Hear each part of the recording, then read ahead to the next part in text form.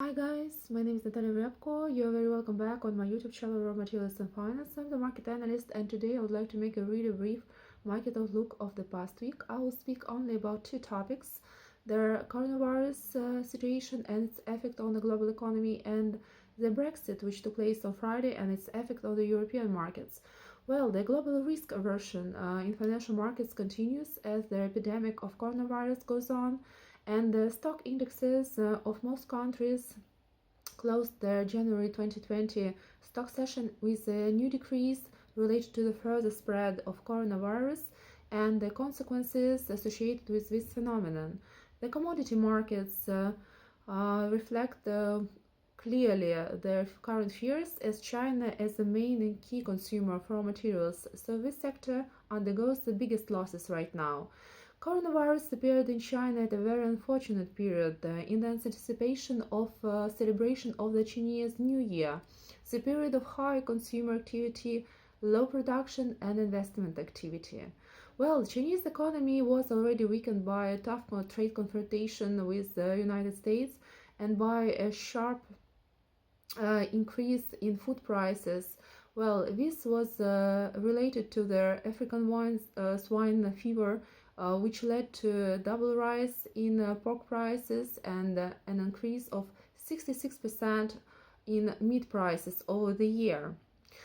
Well, due to a decrease in appetite for a risky game which we observe right now, a serious decline in quotations was noted mainly for the commodity assets. And here we're speaking about the Brent and WTI oil, which prices decreased in January to 2020 to levels of October 2019. The prices for the industrial metals also fell quite noticeably, and here we're speaking about the January quotations for nickel and copper, which fell by 12 and 9% respectively.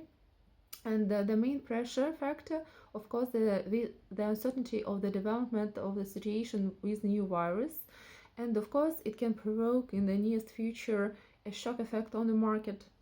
The relatively stable growth rate of the Chinese economy over the past year was due to their sharp expansion of monetary and fiscal stimulus, and now we see this blow, which consequences nobody can predict right now.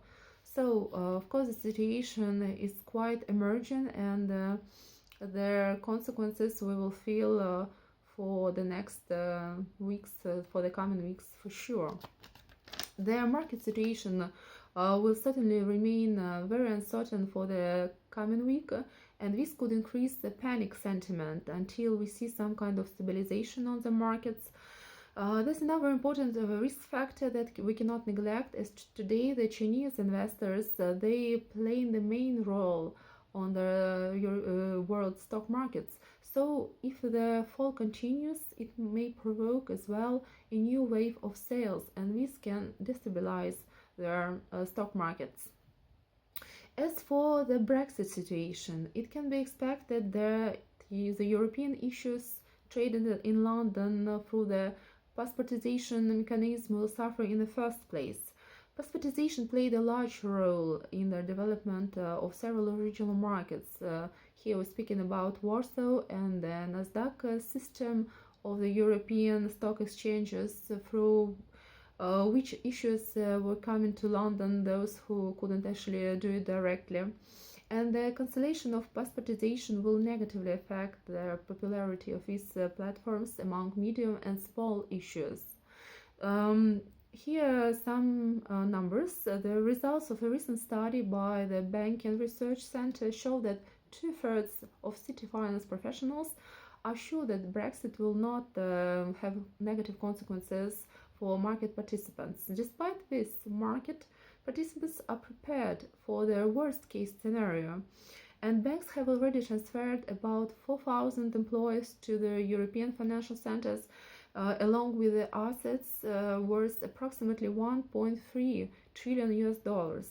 So for me, of course, this approach is quite logical, as the situation is quite new. We don't know what will happen next, and we should observe carefully in the coming week what will happen with the markets, and certainly we will see the real consequences of the Brexit only in few months. So I would like to thank you for watching my videos. I hope that the topics were interesting for you that I chose today.